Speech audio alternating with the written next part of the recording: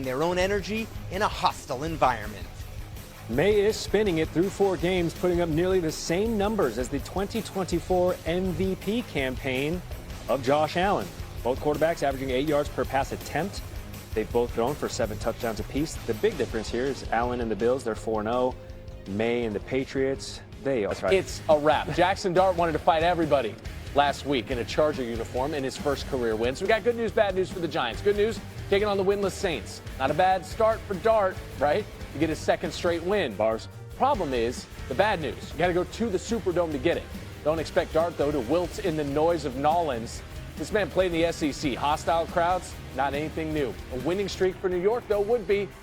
Jordan Ronan has more. Rookie quarterback Jackson Dart is trying to do something for the Giants they haven't been able to do in almost 2 years. Win consecutive games. The last time the Giants strung together victories, it was with Tommy DeVito at quarterback during the 2023 season. Dart and the Giants are going to have to do it on the road in New Orleans without their top offensive weapon and wide receiver Malik Neighbors. He's out for the season with a torn ACL. The likelihood is the Giants are going to fill that void by committee. Head coach Brian Daboll said everybody's going to have to do their part.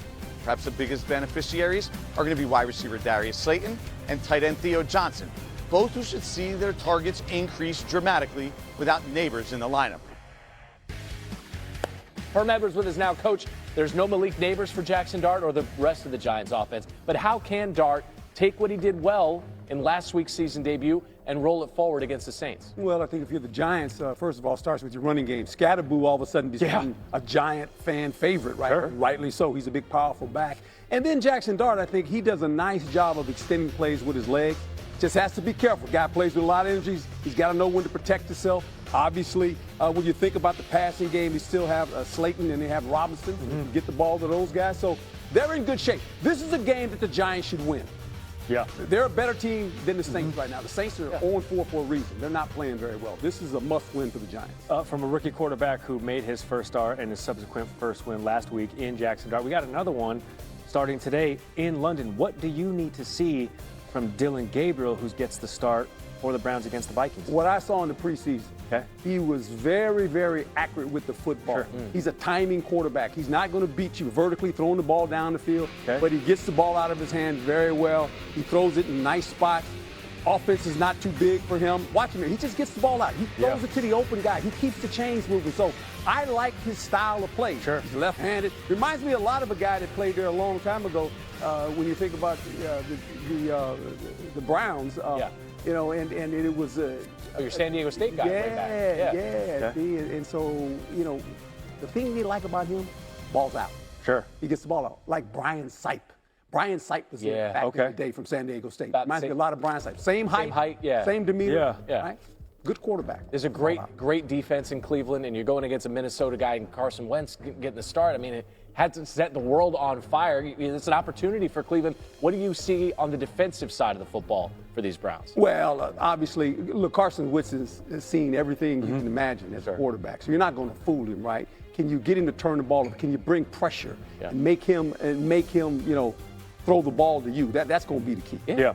They've been hanging out. Coach Herm Edwards hanging out with us all morning on SportsCenter and getting the table set for Week 5 in the NFL. All right, NFL Now, there are facts and there are emotions when it comes to the Eagles passing game, or lack thereof. The emotions include top wideout A.J. Brown getting in his Twitter subtweet feels after a Sunday win in Tampa that saw him have 2 receptions for 7 yards. The facts back him up, though. The Eagles ranked 31st in passing, 138 passing yards per game. Quarterback Jalen Hurts had none passing yards in the second half last week.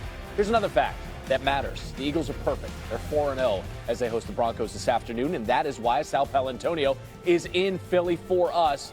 Sal, what more can you tell us about this A.J. Brown, Jalen Hurts dynamic, possibly impacting this struggling passing offense? Good morning there, Randy Scott. Beautiful day for a football game here in South Philadelphia. I'm glad you mentioned that 4-0 stat for the Philadelphia Eagles. Let me give you a couple more. The Eagles have won 10 in a row, 20 of their last 21. But you know how you do that? You're constantly assessing and reassessing where you are as a football team. And that's what the Eagles did this week. That's what Nick Sirianni and his coaching staff, Kevin Patullo, his first-year offensive coordinator, that's what they did. How do they make Saquon Barkley more effective? How do they get A.J. Brown to be more productive in the passing game? Well, listen to Jalen Hurts and A.J. Brown talk about this reassessment, where they are and where they're going. I think it's a bad thing for wanting the ball. It's not just for targets or anything to put numbers up, but no, I see that that we're struggling, and I'm a guy that wants the ball in those times when we can't find a way. Give it to me. Like when the game's on the line, give the ball to me. It's not just two people. It's a collective thing.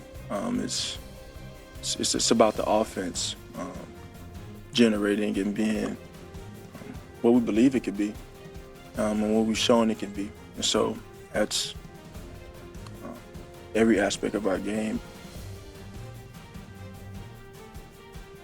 Take a look at these numbers. This is a really good indication of what Jalen Hurts is talking about. Find a way on offense. Find a way to be more creative. First 4 games, static, vanilla, predictable. Play action pass, just 18% of their dropbacks, 28th in the National Football League.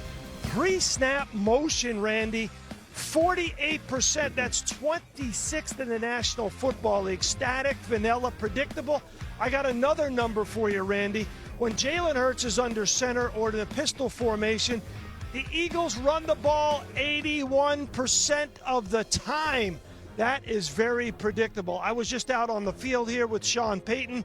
We were talking about his old days when he was the Eagles head coach. He's got quite a defense. On the Eagles staff here, he's got quite a defense. This is a tough matchup. Yeah. Denver Broncos on defense for the Philadelphia Eagles. Patrick Surtain is on, A.J. Brown all day. They grade out as the best pass rush in the National Football League. This is a difficult matchup for the Philadelphia Eagles going against Sean Payton and the Denver Broncos defense today. And not to just pick on the passing game as well. Explosive plays have been tough to come by on the ground as well for the Eagles this year. You heard him say it. Tough defense coming in with these Broncos. That's Sal Paolantonio, South Philly. Appreciate you, Sal Pal. Thank you.